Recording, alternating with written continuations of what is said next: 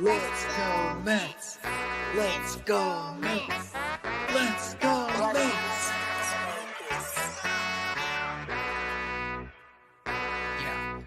Yeah.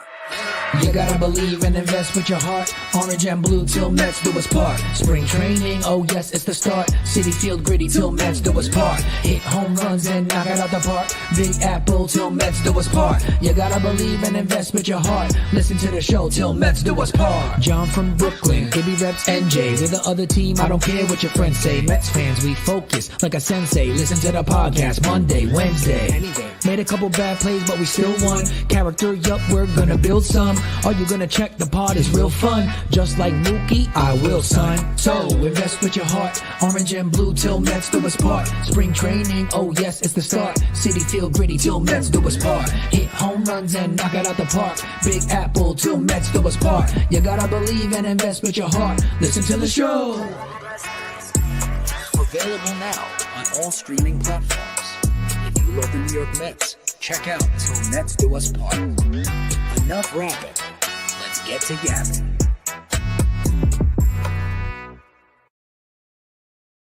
Yo, what's going on, everybody? Welcome into another episode, a special episode, a bonus episode of Till Mets Do Us Part, live on YouTube, live on Twitter or X. Of course, the show's handle, my handle, Ibby's handle. That's where you can find us. We wanted to do an extra episode this week because of the doldrums that the Mets have been stuck in, because we got a great guest for a million reasons. But of course, a couple minutes ago, the Mets get their first win of the season in walk-off fashion. So Ibby, before we get right into it, before we bring on this guest, I got to say how you feeling, because man, things are looking good now. Yeah, well, to be honest, like we talked about right now. I don't mean now. This second, right this second. But we talked about it yesterday on the show when we said, this doubleheader was going to really, set forth the vibe for this team. Not, I said at least, not for only this upcoming week before we recorded again. Little did we know we're going to do the special episode today, but I thought for the month of April, to see what this team really has in terms of its mettle. They had 2 days off. Were they going to show up? Look, it was not looking pretty. 7 innings into game 2 after a loss in game 1, blowing the lead. It wasn't pretty, but we come on here after a W, the first one. Thank God, you got off the schneid in that sense.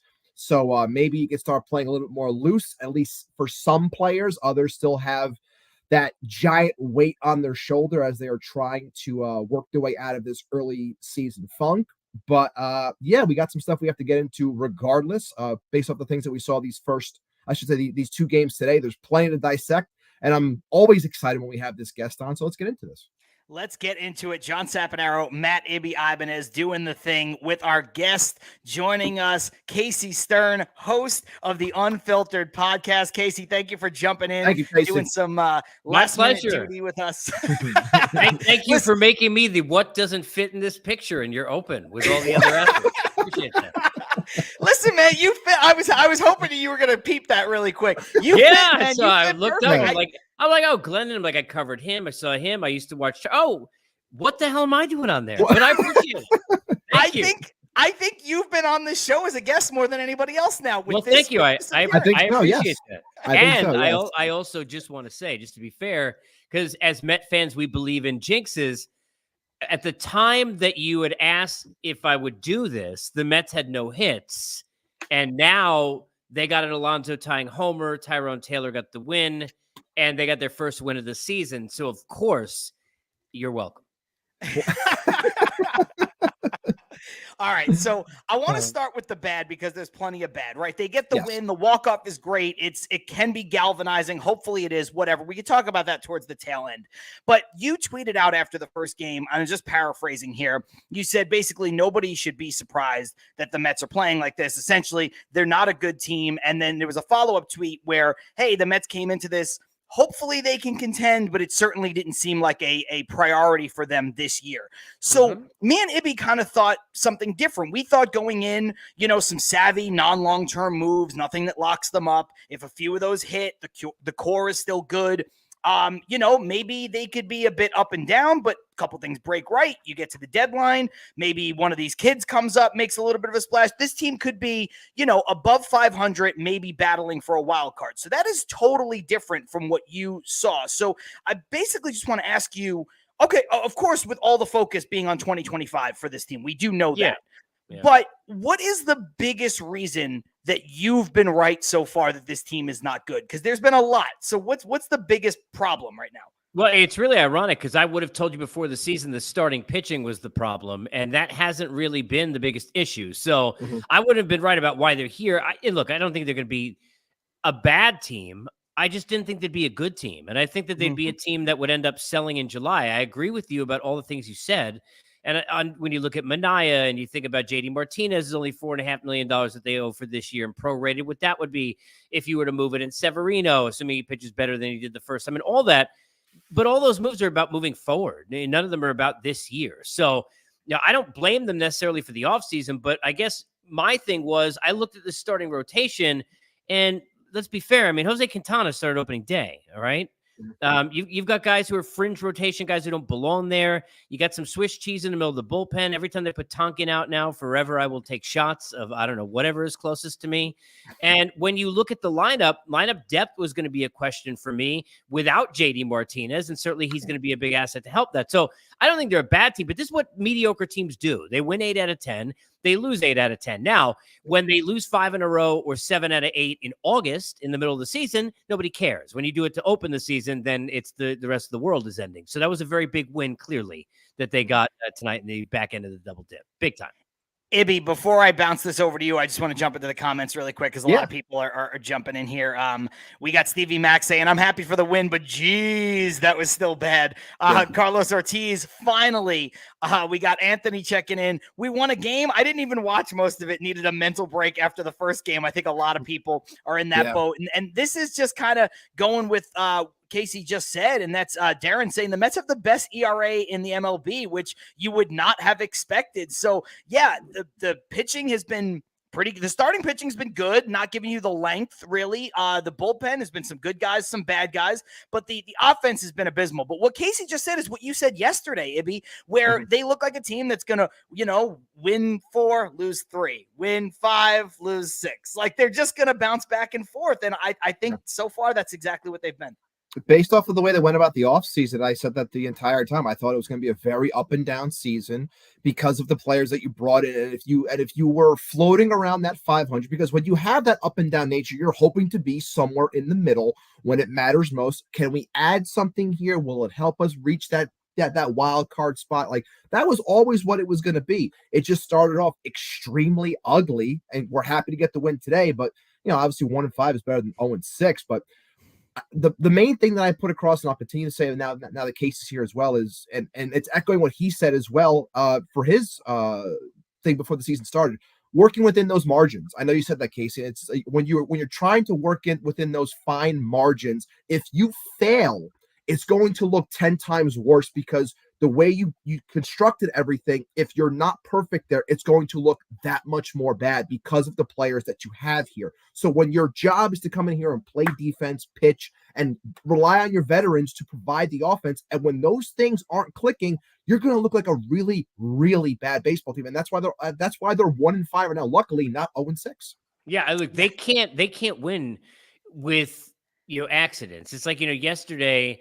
You look at Juan Soto went 0 for 5. If Juan Soto was on the Mets, he could never go 0 for 5 because you'd be worried that if he does it right. I mean, Mets have to have so many things go right. That's why you have to execute bunts. You've got to get guys in from third with less than 2 out. You got to have cutoff men, all the fundamental styles of the fundies, if you will, of baseball. But they haven't hit. I mean, that it is as clear as that. They have not hit the baseball at all. I mean, Brandon Nimmo has walked a bunch, but you can't buy a base hit. Starling Marte gave himself up to bunt, which tells you how confident he is in himself and how important the team needed to win 6 games into a season. So things right now offensively, Lindor's at bat the back end of the 8th inning, and you can go on forever. So there's a very big lack of confidence right now with this team. The best part about their win is they can go to bed and feel good about something heading into tomorrow. We'll see whether or not that leads to anything else moving forward. Couple funny comments here. Armand saying Tonka trucks greater than Tonkin, and TJ Tonkin is about as useful as a Blumpkin, and we're not going to get into that any further. So, look, I want to bring up a something that I kind of noticed over the first 6 games, and I did tweet this out during the game, I think during the first game. And Casey, I don't want to overreact. I'm a realistic fan. I'm not a miserable fan. I'm not a panic button fan, but just keeping it 100, I think it's fair to say that over the first 5 games of his managerial career where he was actually managing the team, Carlos Mendoza has not been good. I think he's been a little exposed. Again, I know it's just 5 games. I'm not saying he can't get better. When they hired him, I was pretty indifferent to it because nobody knew what he was going to be. Nobody knows what any rookie manager is going to be like. But I just want to cite a couple of examples really quick. First one is the lineups that have gone out every day. Now, I'm going to give him only 50% responsibility in that because every front office has something to do with lineups, but he is the manager, so he has some culpability there, namely putting McNeil in the 4-hole. Jeff McNeil should never bat 4th on any baseball team in modern baseball. Not 1918. It does not make sense for that guy to hit 4th. I don't care how anemic your offense is. The bullpen usage has been crazy in game. Going to Tonkin in 2 spots. I know they were kind of forced earlier today to do that. He was the last pitcher. Okay. But using Ottavino in the 8th inning. Ottavino was a guy the Mets didn't want. They go back, they get him on the cheap. That's great. He adds to what you hope is going to be a stronger bullpen by giving you depth. But how does he go from being an afterthought to pitching in the 8th inning when you have a fully rested team? Asking Brett Baty to bunt when Brett Baty has never bunted in his life, I think that's a bad play there, especially because Brett Baty's biggest issue as a hitter is that he pulls the ball on the ground too much, which is as good as a bunt if in that spot. So go to Joey Wendell and ask him to bunt or just let Brett Baty swing. And then you look at the other 2, which I admit are a little ticky-tacky, but not having Alvarez DH, I know you got to rest him at some point, but when you're searching for a win, your first win of the season, you have to. He's your best hitter. You have to right now. He had to in that second game. And then I think it was a little short-sighted, again, albeit the fact that it's his first start of the year, but pulling Hauser out with only 67 pitches in the start of the 6th inning. I know 2 guys are on base, but you've got 2 games today. And you know you're short in the bullpen. So I just think a lot of those decisions make him look very overmatched early. And again, I don't want to overreact. I think the thought process has been flawed by Carlos Mendoza. Look, I think a couple of things. Number one, every rookie manager, regardless of how much experience they have in bench coaches or coaches, they're all going to be rookies. They're all going to get exposed. They're all going to have moments where they don't know what they're doing. And it's happened to all of them. And a lot of them, by the way, which the Mets can't have because they need it to be good, don't have good first stints. Terry Francona was once in Philly. Joe Torre was the Mets manager, and I could go on forever, right? So, the Mets obviously don't have that luxury, but I'm just saying it takes time. So, I think that's why John Gibbons is there. I think that's, obviously what his help is, having experience and being there and being a bench coach. Some of them, I think, a lot of validity to look, the Alvarez thing, because of his age, we want the win badly. We need it and all of that. But that's something, especially because of how young he is, they're going to give him a day off there. I would eat half of it at least. So I think you got to understand. I know how difficult it is without him right now, but they can't act on that ahead of what you would do because of a guy's health, especially such a young player and a catcher. I think you got to be careful there. I'm with you on the lineups. I don't get the McNeil thing. I don't like bouncing around so many different guys anyway. You got to get guys feeling comfortable. The biggest issue I had of all was the Baty bunt. And to me, there's a number of things there. First of all, even if you never bunted, you should know how to bunt. I'm on that category. Sorry. Like, I've been to spring training. They spend enough damn time on these PFPs. These guys spend forever. And especially if you're a young player trying to make teams, he got to know better than that anyway, if we're being fair. Now, you got to take him out of his own way and not put him in that spot. But Baty's got to know how to bunt. The other part is the desperation some of these moves show. Why do you take Hauser out? Well, I got 2 guys on. I can't score runs. I can't allow them to score a run. If they score a run, I can't score. Right? Now you're an NFL offense that is sitting there. I got to go for it on 4th down because I can't stop you. Right? That's desperation. Same thing with Baty and the bunt. I don't know if it was Marte's decision on his own or how that was handled, but that was his own desperation.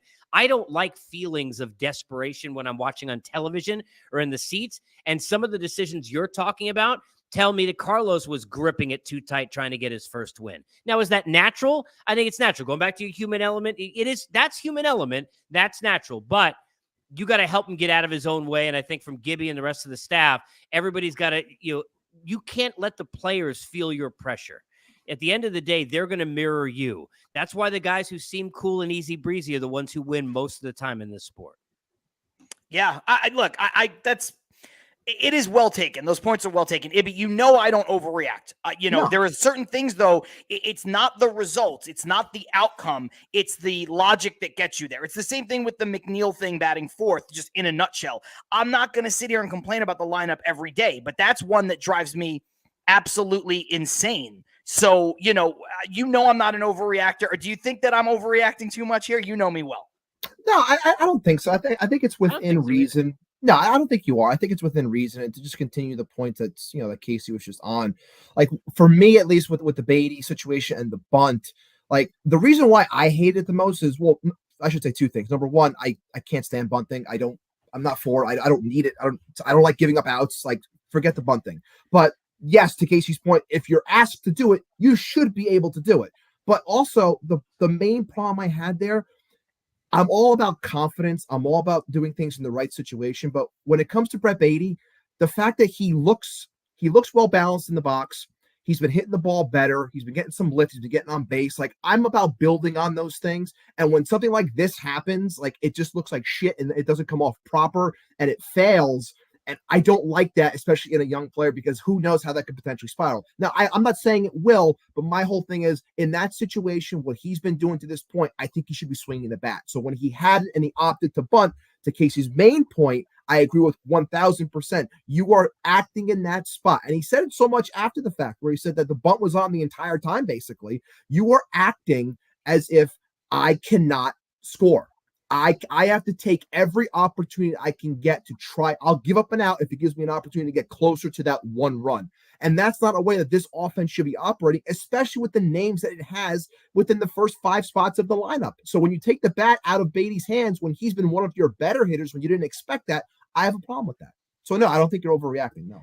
And I don't want to spend all day on this, but, Casey, if you've got that same situation with Beatty, if it's not Beatty up in that spot, if it's Lindor, who is a better bunter and is not hitting well, if it's Nimmo, same thing, better bunter, not hitting, if it's Marte, a guy who might be the best bunter on the team, I can see you kind of playing it that way a little bit more. I don't like the bunt there as a play. I am with you where, young players should know how to bunt, but I just think to Ibby's point, you got to let the guy do what the guy is best at, especially if you see the confidence building, you see, and like I said before, Beatty's biggest flaw will give you the same desired outcome. If he pulls the ball to second base, guess what? It's 1 out, runner on third. So that's why I think that irked me so much. And that was really the breaking point for me. Yeah, look, I don't think you're over it. First of all, we're going to micromanage managers because that's what we do.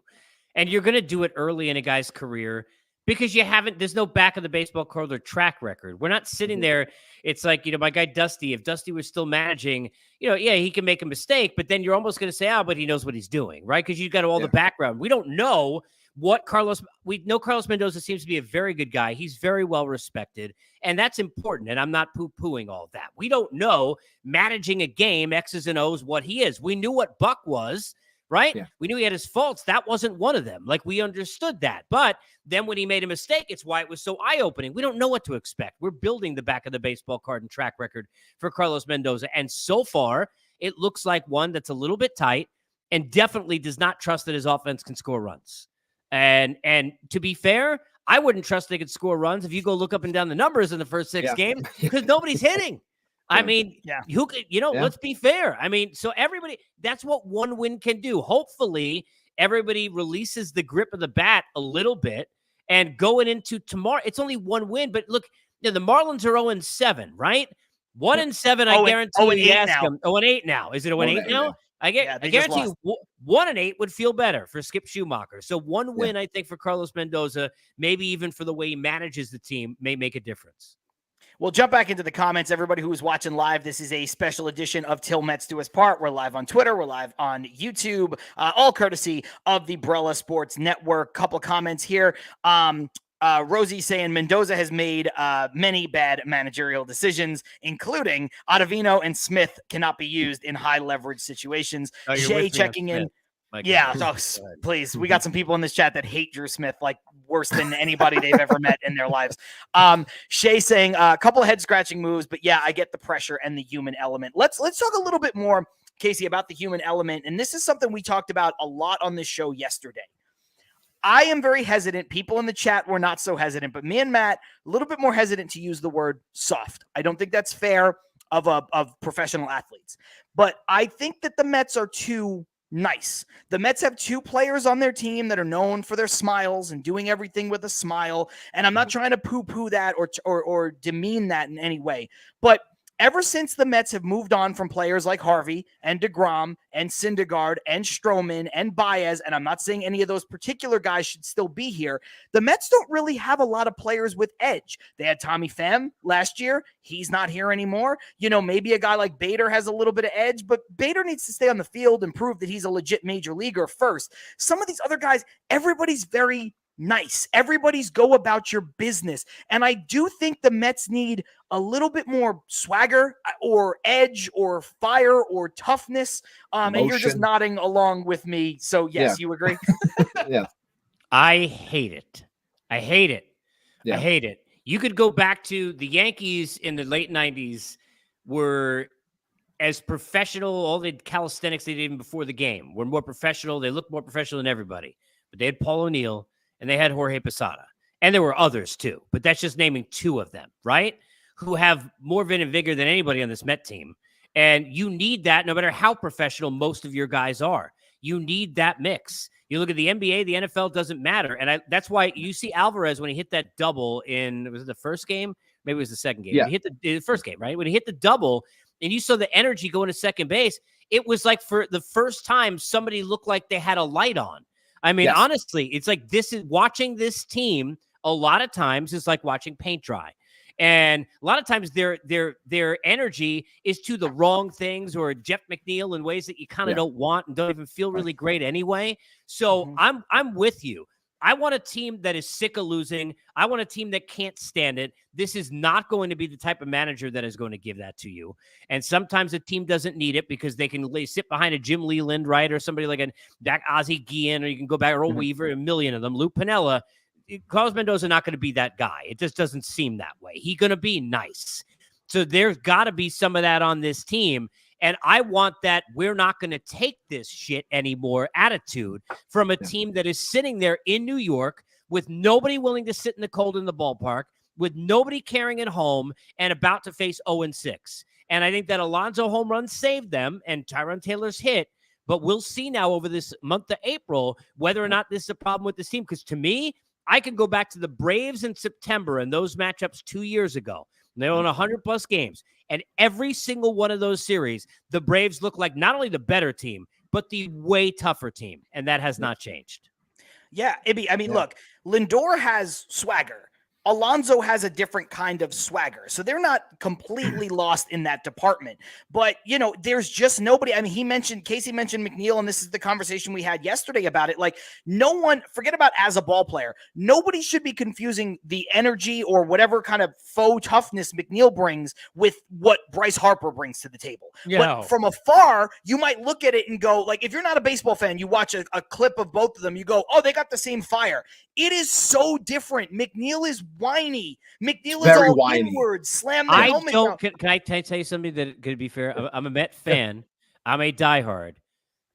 I wanted them to move Jeff McNeil, and I'm tired of watching him play. Same. So I'll be very fair with you. Reese Hoskins handled that whole situation, whether the slide was late or not, better than McNeil did to me. And at the end of the day, if McNeil wants to sit there and do something about it, then do something about it. Exactly. So, because he is a guy who you go back to when Lindor had basically called him a name, and then we just washed and covered that up like it didn't really happen, right? But it happened. Okay, they were poking fun and making fun of this dude, his own teammates. All right, that's what was going on. I'm not a huge fan. You know, it's funny because all bark, no bite. Yeah, I've talked a lot about Javi Baez and how I liked Javi Baez as a Met. And I think people have said, oh, Javi Baez was a bad influence on Lindor. I think Baez was a good influence on Lindor because I thought he brought out a little bit more fire that Lindor has somewhere dormant inside of him, some of that oomph. And also because Baez, let's be honest, he's not afraid. He'll go fight the whole team. He'll fight Amir Garrett. He'll fight everybody he's got to go fight.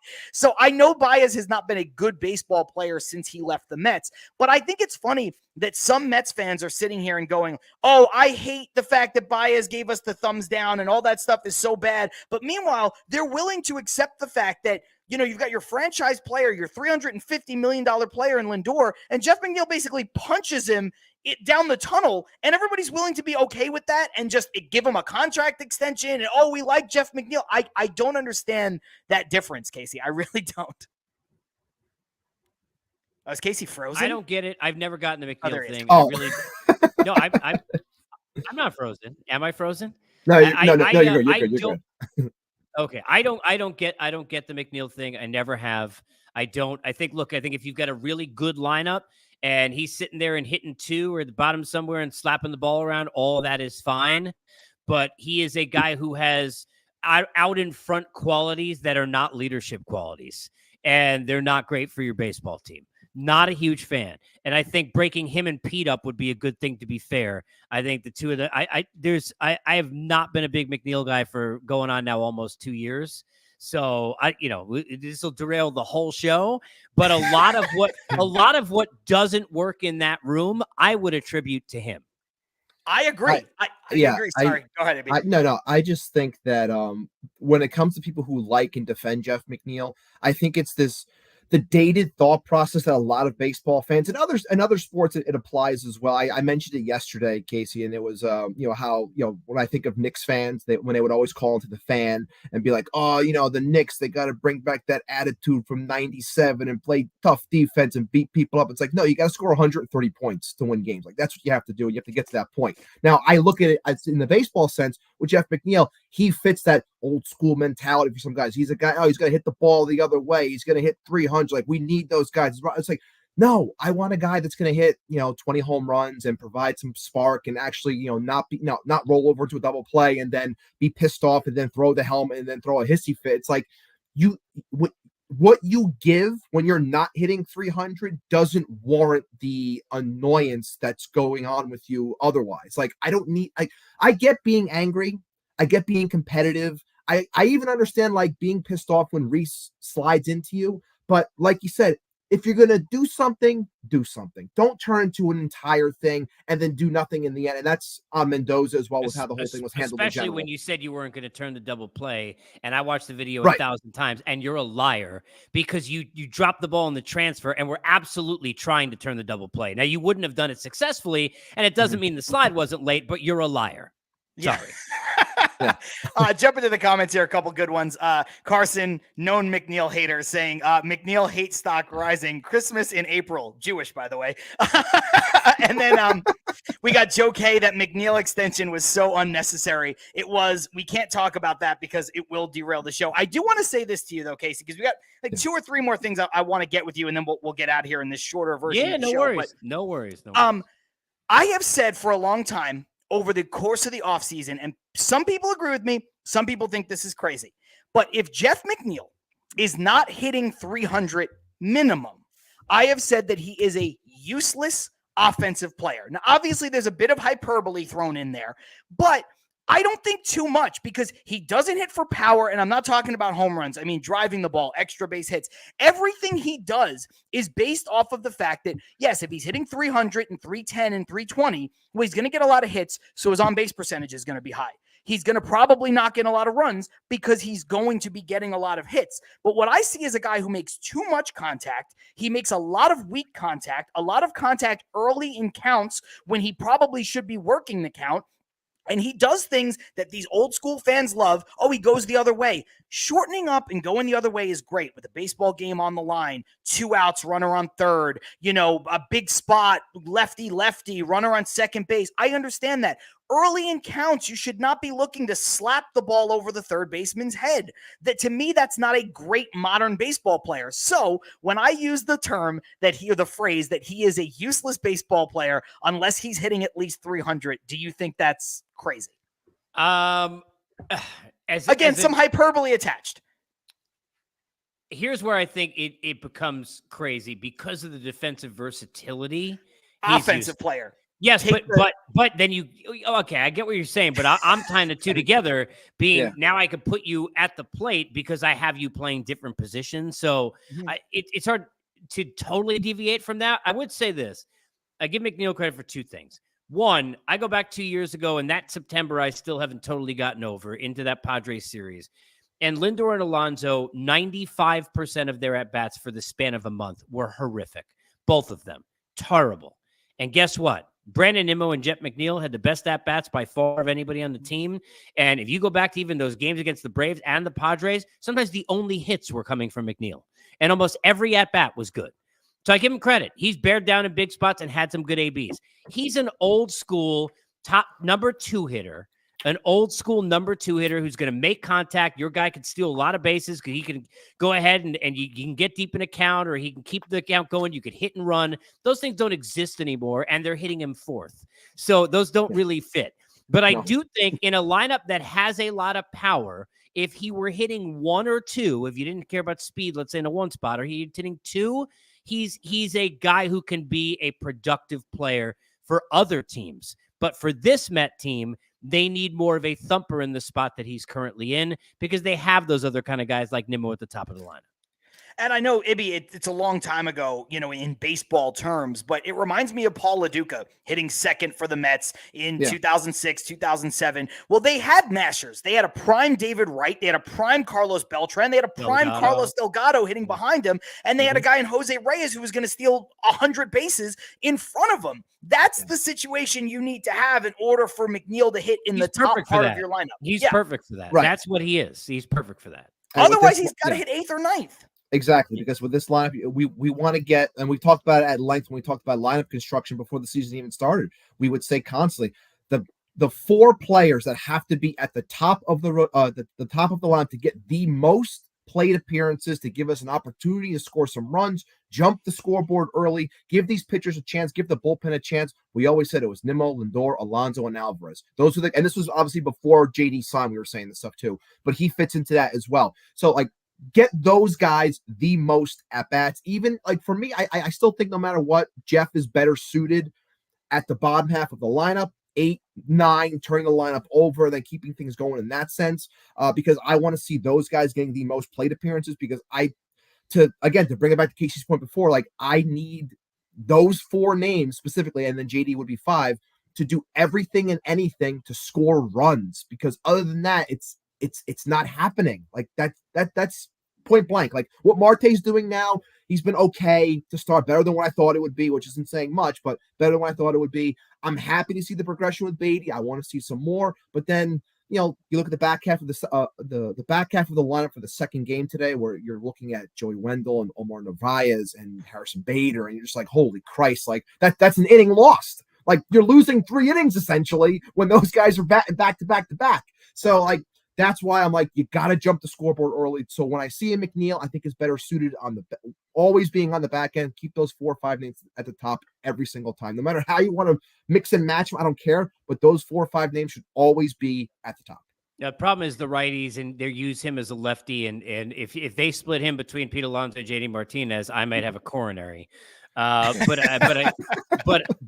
the idea of the righty, and then do you bring up Marte, and then how does all that work out? Look, if Starling Marte is hitting well and is up higher in the lineup, you're a better team. So they just need guys to hit. At the end of the day, we all do the lineup control. Look, I do it too, but no matter where they're hitting, they need to hit. When it's their spot to get up, it's their at bat. Just have a good AB and hit the baseball. No matter where the hell you're hitting, then no matter what, they'll have at worst a deep lineup where it's, oh, okay, well, this guy should be hitting 5, but he's hitting 8, but who cares? Because that guy's hit. The Alvarez right now has been their most consistent hitter so far. Nobody else has hit sans Alonso with 2 homers and the big one tonight. And, Tyrone Taylor is supposed to be like a side dish. He can't be the main course of your baseball team. So they need guys to hit at the end of the day, McNeil or not. Casey, these next two they're kind of overarching viewpoints that'll lead into, as we wrap up, if the Mets can kind of take anything away from this win. But there's been a lot of criticism towards Steve Cohen, towards David Stearns. Now, I think any criticism at this point today, April 4th, 2024, of David Stearns is wildly unfair. The guy's on the job. I know he has a good resume. I know he's coming over from, he's got the big money to come over and be the big bad president of baseball ops. So I'm not saying that, people have to treat him like, oh my God, he's a king. But that's what everybody acted like when they hired him. People were like, he's the savior. He's going to be the one. He's going to be this. And now all of a sudden there's this criticism thrown at his feet when, again, this is not MLB The Show. You don't put things together by ratings and, this is how we're going to put players together and this is how we're going to build a lineup. And you have to make sure that you are doing things the right way. He has to take time to learn this franchise and this organization. So I think any criticism of David Stearns is woefully unfair as of today.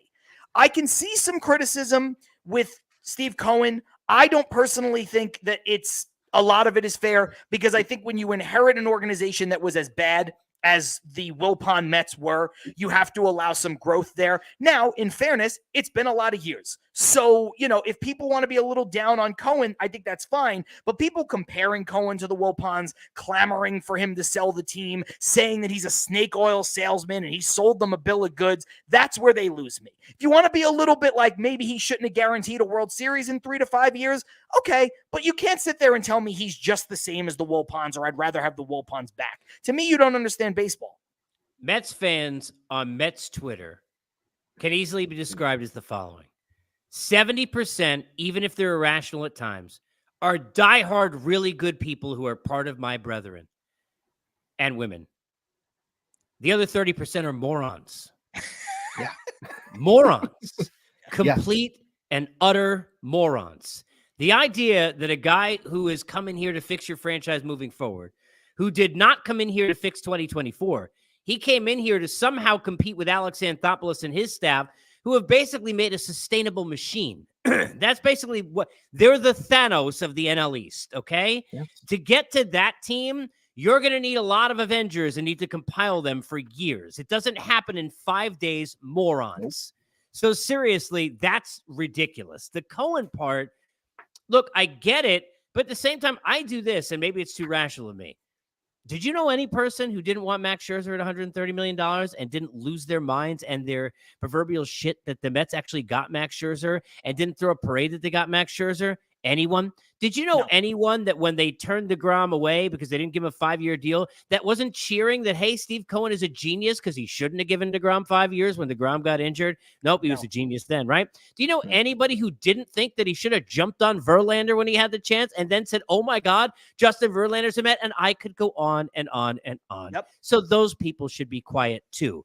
It makes more sense than the Stearns thing because of the length of time, but those people should be quiet too. He tried. The Wilpons never tried anything. The Wilpons didn't care. They didn't A's and John Fisher level not care like today in Sacramento, but they didn't care. And Steve Cohen is caring with his money, and he just spent a lot of money to get those prospects and ate a lot of money to get those prospects at the deadline. And oh, by the way, that was the right thing to do. So people should cut him a little bit of slack as well. Yeah, I've said on this show a million times, could you imagine if the Mets let DeGrom walk and they said, don't worry, Mets fans, we're going to replace him by signing Nate Eovaldi and bringing back Seth Lugo, and we're good. Which at a point in that season would have been a better baseball move because they had a better year to that point than Justin Verlander. But people would have rioted in the street. What about the 101 wins? What about all the money? What about this? What about that? So you're spot on. The other thing is, we talked about this right before we went live, which is booing your own guys. And I think, Lindor felt some boos here today. And some people tell me, hey, this is New York. You got to nut up. You got to be tough. You got to be the. I was born and raised in Brooklyn. I lived in Brooklyn my entire life till I moved out here to LA. For over 30 years, I lived in Brooklyn. I understand what New York is. I'm just saying you got to be better. You still got to be better. There's no point in booing a guy who has been largely excellent. He had one bad year when he first got here. Maybe he pressed too much. Maybe he wasn't ready for it. Maybe it's the contract, whatever.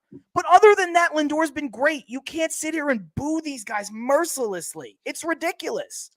Couple of things.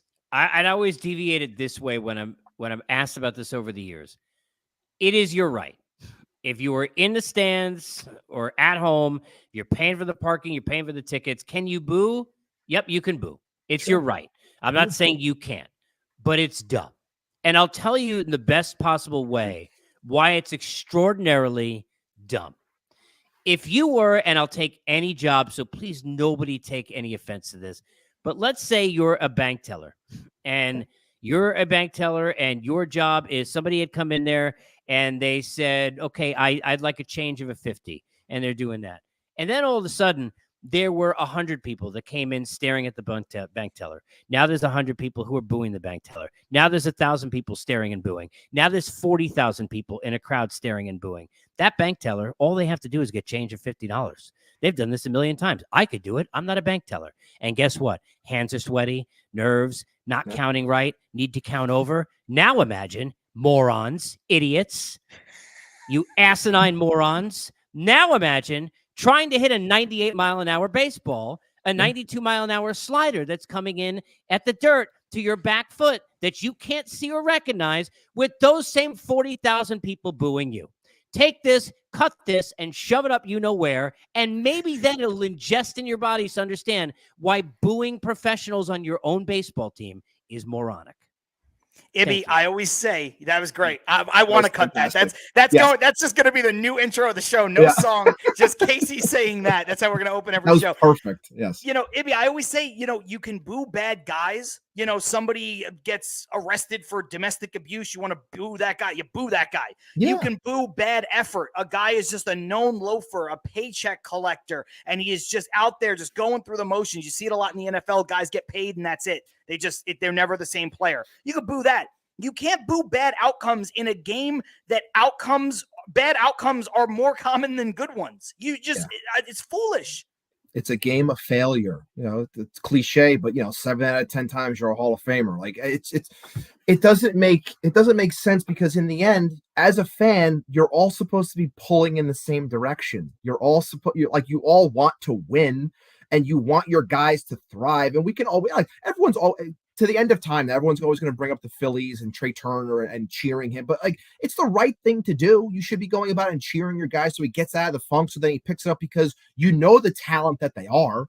That's why they got signed. You want them to do well. So why are you doing this? Why are you burying guys? John, you said it 1,000 times, and I'll echo it as well. This moronic rite of passage of New York, and you got to be a tough guy. You got to do this. You got to do that. All this stuff. It's nonsense. It doesn't make sense, because again, we all want the same thing. So by you burying this guy makes no sense. You want them to do better. If you want them to do better, how would they do better? If anything, they're going to do better in spite of you. What do you think? Because you booed them? Oh, and then you give a thumbs down. They and then listen you give a to thumbs me. Down. They don't like they it. listen to me. They think you're a moron. They don't care. They're getting paid millions and millions of dollars, and you're the dope that they have to sign an autograph for on the way to I'm sorry. Welcome to reality. That's it. How many players I know who I talked to over the years who played in Philadelphia, and they would be like, as soon as they started booing me all the time, the rest of it was just fake. I mean, that's it. They're human beings too. If you were getting booed like that, they don't like you. If you're sitting there and booing them, they're not going to forget that. They're failing. They're 5 games into the season, for crying out loud. You can't boo them then. I mean, at least I get it if you're 2-15, but it's my goodness, and show up to the building. What, it's too cold for you? I live in Atlanta now, so it's a little far for me, people. But my goodness, I'm sorry they didn't give you enough lead up time for the doubleheader for you to sit in the cold, you whiny babies. You're complaining about McNeil whining. Get into the goddamn seats and root for your baseball team, please. Honestly, Casey, if I didn't live in LA, I don't care how cold it was today. This would have been a doubleheader. The exact same schedule I had. Believe that. I would have been at this doubleheader. It was $8. Somebody posted on Twitter. It was $8 for both games. I could not believe how few people were there. Yeah, it was. I mean, you've got to be kidding me. When they spanned out, I was like, there was literally nobody. I could not nobody believe that. I could not. Yeah. I mean, I get it. Like if you're 40 games under 500, the season just started. I couldn't believe that. That was crazy. Jump into the comments really quick. Carlos saying, I love Cohen. We got Rosie saying Cohen is not the Wolpons. He is so much better than them. We have Patty in NYC saying 5 years is 2025. Just saying. Good point. We got Douglas Barnes saying Cohen's vision for this team is going to take more than 5 years. I'm not sure if that's 100% true, but I think for the overarching organization, I would agree with that. Any hate going his way is ridiculous. Stephanie saying Casey is out here having too much common sense for Mets Twitter. Yes, not very allowed. True. Rosie, you should not boo your team. Patty, exactly. Although I do wish I could boo some of my coworkers. And James Dowling saying that booing is counterproductive. It is. Casey, where can the Mets go, if anywhere? This was a big win. I understand it's not a world. I know it's not a World Series win. to the bar for having Yeah, seriously, they should be. But no, the fact that they're going on the road, maybe, yeah, and the fact that they're going on the road is going to be helpful. I think. I mean, they're going to Cincinnati, which could be a get-right ballpark for them, small place. I said on the show yesterday, if they start clicking in, they could walk out of Great American Ballpark with 10 home runs as a team over the 3 games, or 11 home runs. Like they could start to build some confidence. So this was a big win for confidence building. You've said that they're a mediocre baseball team just on paper, the way that their lineup is constructed and everything. So how can they build on this, or what should Met fans be looking if they're being reasonable and rational about this? I'd like to see it. First of all, can we see them hit? I think here's what I would say. The players that we expect to be part of the solution, not the problem, should be part of the solution. Lindor should hit. Nimmo should hit. Alvarez should hit. Alonso should hit. JD should hit when he gets here. McNeil should hit. And then we kind of don't know about the rest of it, right? Quintana should pitch well enough to keep you in games and win.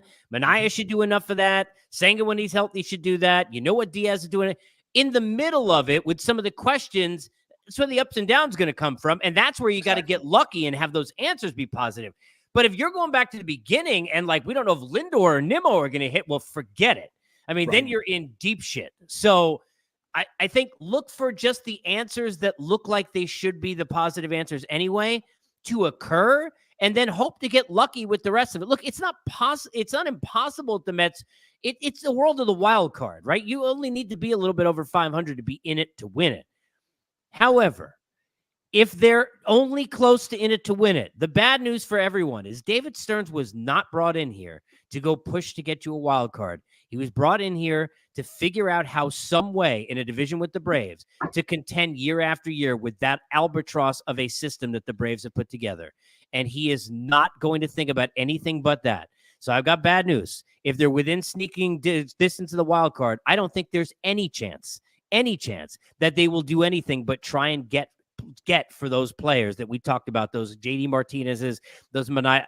And by the way, that would be the right thing to do because you're not the Braves, you're not the Dodgers, you're not going anywhere meaningful anyway. So just hope for the best and have fun with it. But please understand that at the end of the light of the tunnel may be a train if you think this team's buying at the deadline, unless somehow they're in first place. Because if they're anywhere in what I call the muffin tops of the standings, just hanging over 500, there's no chance David Stearns is going out to go rent players and go add. That's not what this team is trying to do. It's just not.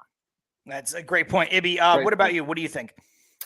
No, I mean, to that point, I feel that it's proper. Like I think when it comes to him, if they were floating around that point of contention, like we said, the whole up and down nature that this team is obviously going to bring, I just feel that, yes, I'm with you when you're like, if they're 7 games out, yes, I don't think anything's going to happen. You're more likely going to see guys go away as opposed to being brought in. Could they bring in something that's not going to excite people, a la previous regime, rough Vogelback, something like that, to give you something that you think might help? Sure, whatever. But I really think that this year is really meant, based off the contracts that were given out, this year is meant to be the jumping off and catapult point for the youth that you have to see what works, to then say, okay, I'm good here, so then I can move forward and attack another position. I like these pitchers that I have down low. I like Christian Scott. I think Dom Hamill could be the number 5.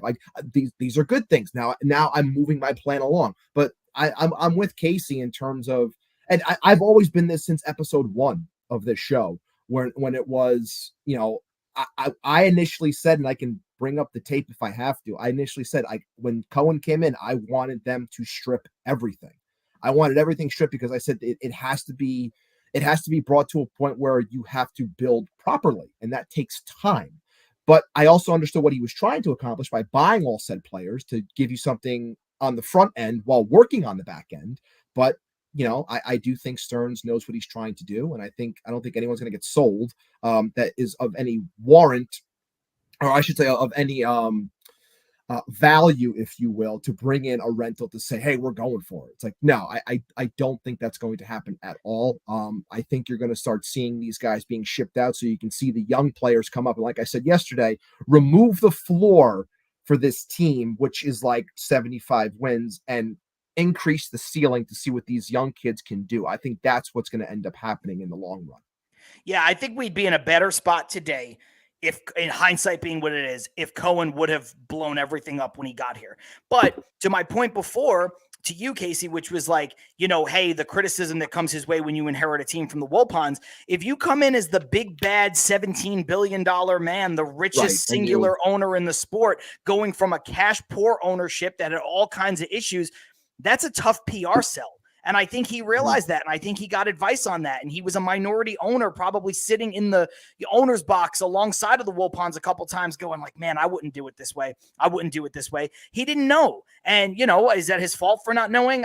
I guess, whatever, but I'm not going to lay it at his feet. The last thing I want to ask you, Casey, has nothing to do with the Mets, but because the ownership always gets criticized, because Steve Cohen gets criticized by Major League Baseball and stuff, we have a team that you mentioned earlier, which is the Oakland, soon-to-be Sacramento A's. And I just have to ask you how this malpractice is being allowed to endure, how the commissioner of Major League Baseball will do anytime he can. He will rail against Cohen, rail against the Dodgers, even rail against the Yankees. You can't spend money, all this stuff. We have to look out for the other markets. And while he is watching basically the movie Major League happen under his nose, under his watch, and he is supporting it. It is an absolute joke what is happening in Oakland. It is a great franchise with a storied history, and they are just being stolen away from their fans, and I think it's insane.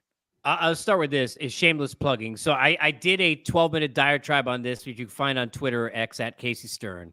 And so please, and I'll do it here too. But and you catch my podcast, Unfiltered with Casey Stearn, everywhere you get your podcasts. Okay. Also, we're on Instagram, and I've been saying it's like MySpace and Tom's my only friend. We're new on Instagram, like 5 days new. So give us a follow at Unfiltered with Casey Stearn. Okay, so here we go. John Fisher is a complete joke. The guy is a disgrace. And just like Rob Manfred is going to pretend like we don't know that you need to read the back of the jerseys with the magnifying glass, just like we don't know who changed the balls 3 years ago when everything changed in the warehouse and we acted like we had no idea. There's zero accountability because it's only about money. The only thing these owners care about is each other. And the only thing they care about is business and making money. What they've done to this fan base in Oakland is a disgrace. It ends up, and Buster Olney had tweeted and reported this out, not me, that I'll back off what he said. He said the number that was the difference between what they took to go to Sacramento for these 3 years until they go to Vegas and what the Oakland could have given them, right? What they offered to stay for these 3 years was $35 million, which he attributed to reliever Robert Stevenson of the Angels, exactly what he was making for 3 years. I will tell you, you go to the Mets, you go to these smaller markets, everywhere there are $35 million over 3 years locked up of terrible money or injured money to every single team in baseball, okay? And you're talking about millions of dollars that this owner's got. For that amount of money, that is not a big amount of money to be sitting there and doing this to your fan base. They're going to a park that fits about 16 people. Now it's 10,000. They say it's 14, but 3,000 of them are going to be on a lawn like they're sitting there waiting for fish to play. Okay. Yeah. And it's not a damn concert. All right. It is an absolute embarrassment. It is so embarrassing. So if for those who didn't see it, a press conference today, and in the presser, he said he was selling the Sacramento area so that they buy tickets. He said, "We hope that you will come see Aaron Judge and other stars hit home runs against our team." I mean, can you imagine? I mean, you think Steve Cohen's bad. I mean, I root for the Islanders. John Spano had $8 in his bank account, tried to buy them. So I've seen bad owners, but this guy is a complete joke and a disgrace. It's an embarrassment for the league. Terrible. Well, Casey, he's one of the, we talk about Cohen being the single richest owner in the sport, like the one guy who owns the team, not a conglomerate, not a company, not a group, whatever. John Fisher is, I think he's like the third or fourth single richest owner in the sport. And nobody's sitting here saying you have to go broke to run a baseball team. But the myth that teams don't make money, or what Rob Manfred said, like, you know, it's not a great investment to own a baseball team. Really? Well, then why do all these billionaires do it when they can go out and they can invest in anything else? You could just put money in the S&P 500 and you just let it sit there for 20 years and you'll make money, because everyone has always made money, whether you put $1,000 or $1 billion in there. It's an embarrassment. It's terrible. And I feel for that fan base. I mean, I worked for MLB.com. I was up in Montreal the last 3 games at Olympic Stadium. And I remember talking to people in the streets crying. I wasn't crying, but they were crying. I mean, literally losing that team in Montreal, losing the Expos. There are diehard A's fans that are watching this. I mean, it's an embarrassment. And who the hell is going to play for this team? Like, this is going to be a team of desperate players that are 1-year deals looking to get out to free agency and just have a place to get at bats or pitch. Who the hell wants to go play in this ballpark? Think about how embarrassing it is going to be to watch your favorite baseball team, wherever you are, when the Mets play the A's, going to play in this rinky-dinky minor league ballpark. It's an embarrassment. I feel bad for that fan base, and I feel bad for those players who are on this baseball team, where no one is going to want to be on this baseball team moving forward, as if they want to be there now, because they don't. Patty's saying, I have no idea what the difference is between Oakland and Sacramento. It's a few centimeters of your hand on your screen if you go on a map. It's no big Casey, thank you so much, man. Thank you so much, you can only do about 30 or 40 minutes. It's 55 minutes. So we're going to let you go. It's so much fun having you on the show, man. It really is. You know, I couldn't let you leave. I saw the 12-minute go off and I was like, I got to ask you about the A's, because it's insane. It's insane. It is insane. I think was Jeff Passan said on one of the podcasts that he was on, basically that oh God, I just lost it, but it was another just point of just what are you doing? He said it's not like the A's, like, they couldn't fill up a football stadium. But they didn't draw badly. They never did. They were drawing 30, 40,000, and then you strip the team down to the studs. Yeah, now they're at 15,000, 10,000, 12,000, because fans see you're not trying to win. That's right. When they're good, that place is full. That's right. And by the way, 10,000 of those fans are louder than 20, 30,000 of half the fan bases in the league, because those are rabid, crazy fans. You go back to when they were in the playoffs not that many years ago. I mean, it's sad. I was saying this earlier. I remember being at Turner in 2014, I guess it was. They're 30 games over 500 in August. They make the Cespedes-Lester deal. Now, they lost the wild card game. Lester pitched to the Royals, who ended up getting to the World Series and losing to Bumgarner in 2014. But that's only 10 years ago. And that's filling a ballpark and a team with Josh Donaldson, not of the Yankees, but of the A's back then, right? And those teams. And you think about what's happened to them. They did it themselves. This owner doesn't care. And that's one thing for Met fans that could look. You got a Met fan who owns your team. He's not just a billionaire. He wants to win. He's lived through the pain. He's tweeted and texted his friends what idiots the Wilpens are in his day. That's in his phone somewhere, okay? He saw the Castillo drop pop up, and he went to drink heavily also. So understand that guy owns your team, and that matters. That matters. Casey, thank you again so much. Again, we'll let you get out of here. It's Casey Stearns, the Unfiltered podcast. Get it wherever you can get your podcasts.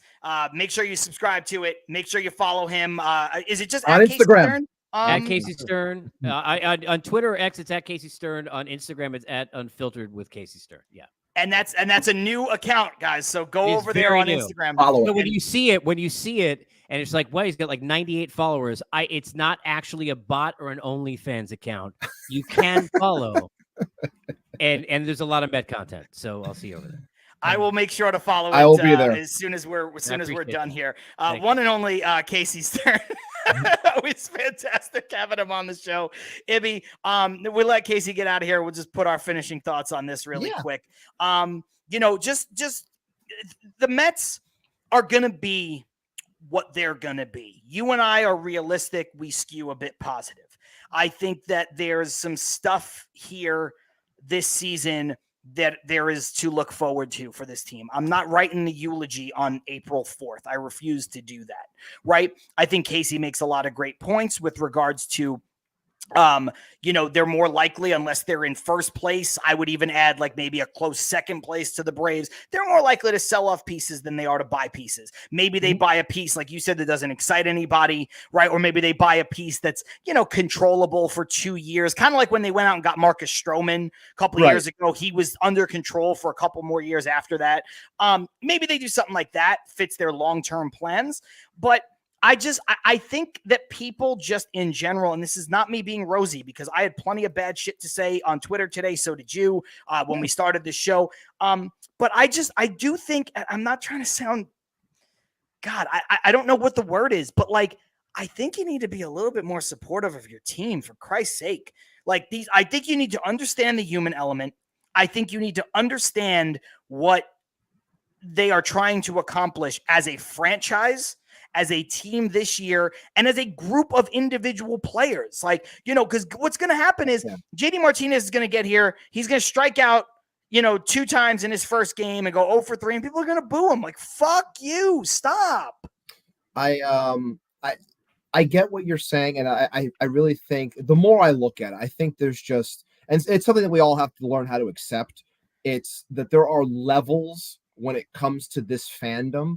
And what I say that because, I look at things, and I've always said since day one, like I always wanted a plan, and Stearns is the guy that I've always wanted, and establishing a farm and establishing a well-oiled machine and creating something that is the ilk of the Dodgers or what the Braves have become, things like that. Like that's what I've always wanted, because when you have those types of things, that brings forth winning and gives you an opportunity to win a championship. That means that I'm a little bit more willing to be patient. Now, that only happened once Cohen came in. Okay. That's me, because I know that there's money there and this is possible. So I'm being more patient. Now, I say that there's levels to this because, I'm 35 going on 36. You're a little bit older than me, depending on what, but we're in the same range. We're in the same range. You look very young. We're in the same age range, but I know that there are other people that are older who have watched this team for a very long time, and they're getting up to the point where they're just like, I always joke and I say, just win one before I die, like one of those types of situations. So you're not willing to hear the same old thing that's happened over and over and over again. And you're going to say, no, I'm pissed off. I want things that are better. I think to the conversation I had with Chris Ferraro, who's a great friend of the show, who watches and always supports us in all of our spaces. And I had a conversation with him and I explained my thought process, which is what I just did to you and to everyone here. And his thought process was, look, I understand what you're saying. I respect it. But for me, I live in Connecticut.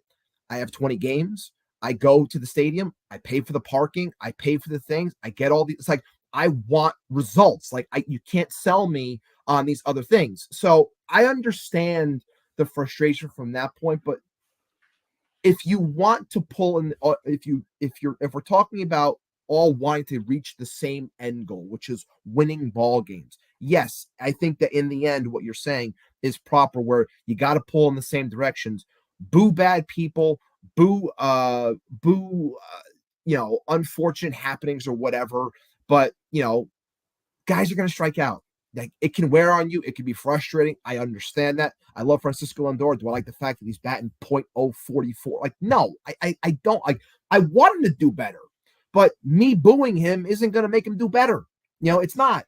So, support your players, support your team, do what you got to do. But I understand that there are levels and everyone is different, and I'm learning to accept that. Not everyone's going to be like me. Not everyone's going to be like you. But if you are, and you're willing to be a little bit more patient and see the bigger picture, welcome. Like, I'm glad to have a conversation with you. If you're not of that ilk, I understand. I'll try to talk my points to you, but odds are it's going to be like talking to a brick wall for some, at least, as Casey said before, that 30%. But yeah, I think in the end, you want to win. You want to be better. And that's what, everyone should be cheering for that. I think Casey nailed it when he said the 70% that is, good and knowledgeable, and sometimes they get irrational. See, like, I think the tricky part when you interact on Mets Twitter is that you find yourself in a situation, maybe somebody is a little pissed off and they're a little acting a little irrationally, and you're like, hey, I'm going to just jump in there and I'm going to like hit you with some positivity backed by some stats or some really good points here and there. And you think that you're talking to somebody who's in that 70% that's maybe just really down on them right now. And then they hit you with like the most nonsense thing of like, Steve Cohen needs to sell the team. Like that happened to me right before I got on. It was like somebody was like, Steve Cohen needs to sell. And I was like, good, you must be, I'm happy you're supporting SNY, I guess, because you like the Wilpons better and you support the Willits Point, development, right? What are you cheering for? What are you talking about? So I think that's the minefield. But when you look at Carlos here, I think this is the 70%. This is good stuff. I never booed my team, but I've been very disappointed over the years. So have I. So have I. I don't know if I said this on the show yesterday. I apologize if I'm repeating myself because I think I used it on the Jets podcast a couple days ago as a football, baseball analogy. But like we had Todd Frazier on this show like a couple months ago. Todd Frazier is somebody that I've interviewed a few different times at the QBC, at an old version of a show that I've had. Todd and I have become a bit friendly. But, he sits here and he says, guys, you think I'm trying to strike out with the bases loaded and the game on the line? And I know that's an easy thing to say when you're Todd Frazier and you're retired and you're doing, foul territory now. And Todd's always been an affable guy. He's so friendly. So I know it's an easy thing for him to say now while he's out of baseball, but it's true for all of these folks who are like, oh, it's the New York rite of passage. Like, listen, Todd Frazier's, as you want to go back and watch the show, Todd Frazier's as New Jersey as it gets. He's as East Coast. He's as tri-state area, as dyed in that same kind of wool that we all are. And he's like, he played for the Yankees. He played for the Mets. He played in big games for both. And he's like, you think I'm trying? Like, you don't think when I come up with the game on the line, you think I'm trying to be bad? Like, what? Yeah. Why? Like, and obviously no one thinks you're trying to be bad, but like when you boo that, like if he comes up and he strikes out against 98, like you're booing him for something he's not trying to do. Again, and this is why I love Pitching Ninja on X or Twitter or whatever, because you can see just how filthy guys are when it comes to pitching and understanding tunneling. And I've learned so much about pitching by following his account and just learning baseball even more than I had before. But it's just, I think sometimes people think that it's easy, or because guys get paid millions that they should be, again, robots and be able to hit the ball every single time, when in reality, it's hard to hit 98 with cut. It's hard to go from someone throwing 100. I know he's hurt right now, but like Johan Duran in Minnesota is absolutely fucking filthy, and he'll throw 103 with cut on your hands, and then he'll throw a sweeper or a slider that's 87 away. It's like, and it looks exactly the same, the halfway point when you're thinking, should I swing or not? And I don't know who it was, but I always come back to this and I say, and I laugh when Paul Skeens was dominating at LSU, and there was clips of him before he got drafted by Pittsburgh, and he throws like 101 on the black, and then someone puts in a tweet like, that looks flat. Like, fuck you. Like, get the hell out of here. That looks flat. You're not touching that. No one's touching that. The guy who said that looks flat couldn't hit that with a fucking tennis racket. Like, I mean, Jesus Christ, but that's what it is. Everyone's behind a keyboard. Everyone's going to say this stuff. It's easier. It's so much more simple to hide behind pictures. I know you're big on saying, my picture, my opinions. This is me. Like, who are you? Like, fake picture, whatever. Not putting anything on it because you want to hide behind it. Look, it's always going to be that, people behind burners and things of that nature. I'm doing my best moving forward, obviously, to eliminate it and like not care about it. Have good conversation with good baseball people. Focus more on that 70%. And you can be angry. You can be. I'm not saying you can't be angry. You can be. You can be upset. You can feel. But like I said before, like I said yesterday, first game ruined my morning, dude. Like, I'm on the West Coast out here, and like I woke up, I dropped my girlfriend off at work. I came back to my house. I made breakfast. I'm like, yes, awesome. Get to watch 2 Mets games today. It ruined my morning. Like I had a nice breakfast. I'm sitting at home. There's like a little breezy out today. I didn't really want to do anything outside. It ruined my day, dude. Like I'm not kidding. Like the walk-off win was the only thing that made me peak back up. So I understand the frustration, but like, I don't know. I can't like, I don't know. Like we'll get out of here in a second because everyone's different. Everyone's different. And again, we can't, because then when I guarantee you someone sees this, you're gonna be like, don't tell people how to fan. And it's like, I'm not telling you how to fan. I just said you can boo, you can do what you want. Whether I choose to listen or be a part of said conversation is another story. But focus on that 70%, like Casey said. Eliminate that 30%. It's not needed. Jump back into the comments really quick before we get out of here. Charlie saying booing won't make anybody better. Rosie saying booing is counterproductive. Kind of same thought there. Paul Revere echoing what I said earlier. Paul, I don't know if you were in here when I did say it, but it's kind of become my refrain. But he says you boo when they don't hustle to show that you're paying attention. Otherwise, booing during a hard time is good for no one. Again, my rule of thumb is you boo bad people, you boo bad effort. You don't boo bad outcomes. Bad outcomes happen. They're going to happen. You got the 70-30 rule here in Major League Baseball. That's what happens. What also should happen, by the way, while you're watching the show, is you should hit the sub button and the like button on the video. We had Casey Stearn on earlier. If you missed anything and you want to go back and check it out, please go ahead and do that, because you know what? It helps us do a little bit more of this when we can. And work in these extra episodes. I accidentally deleted this one. Daniel said, it's pathetic for anybody to say the Wilpons are better owners. Man, get the shout out to one of my favorite follows on Twitter during the dark times of the Wilpons. If you guys don't follow Good Fundies, Brian, he was the one who's orchestrated that entire thread of everything that was wrong with the meddling of the Wilpons. So if you're not following Good Fundies, Brian, he's an OG. He's a Mets Twitter alum. Like he's the guy. He's one of the old heads. He's one of the guys that for me kept me sane, because when I was screaming at the wall and people calling me crazy when it came to the Wilpons, like he was the one guy I always thought that was always 1000% on point during those dark times. He still hangs around. He's not around as often anymore. But when he does pop in, he always makes sure that he puts in a good 2 cents. But if you want to know more about the Wilpons, if you tend to forget, please go to his. I guarantee it's probably still his pinned tweet. Read through some of that stuff, and you'll understand. We're lucky to be where we are right now.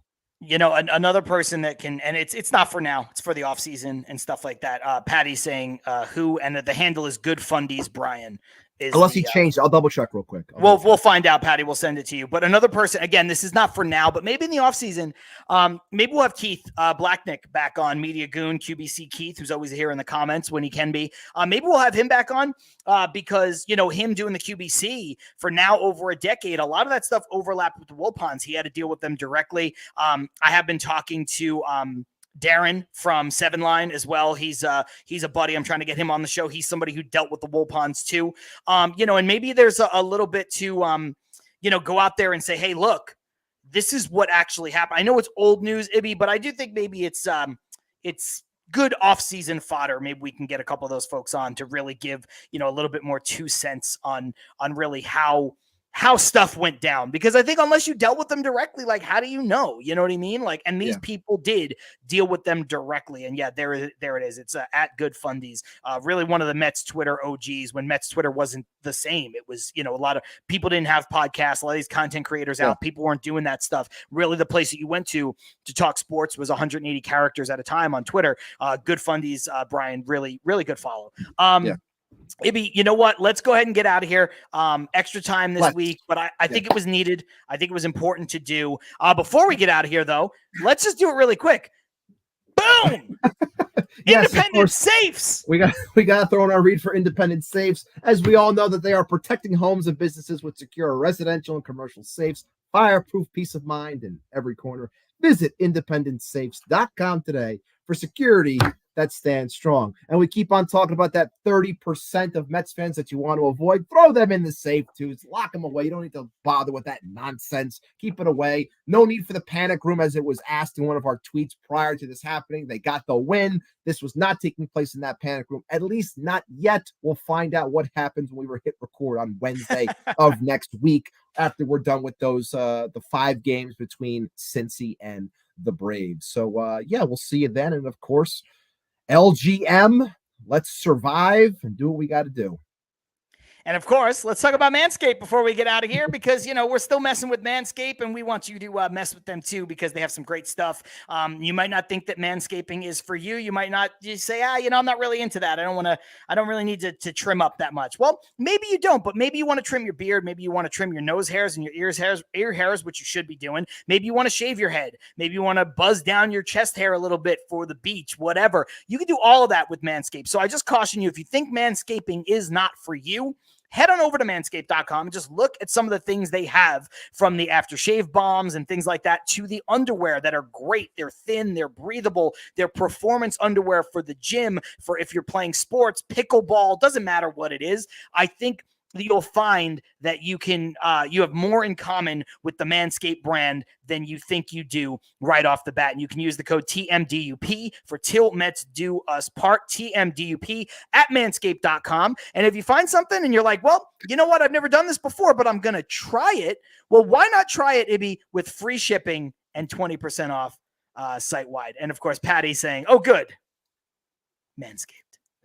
She loves those reads. I know she does. It's always funny. She does. But I do love that the independent safes is starting to pop up in the comments too. It's funny. I'm sure my buddy will appreciate that. Hey, James Dowling saying thank you for the extra show this Thank week. you, JD. Thank you guys. I read your comment too on IG today. I appreciate it, man. Appreciate it. Over 100 people were here for most of the show, and you know, that's after 2 games of ingesting Mets games. That is on a time we normally don't record. That is for a lot of you folks, you know, after giving us 2 hours yesterday, giving us another hour today. So even though the poll that I put out was, you know, a little bit in favor of, hey, we need a break from the Mets, I think it was like 56-49 or whatever, something like that.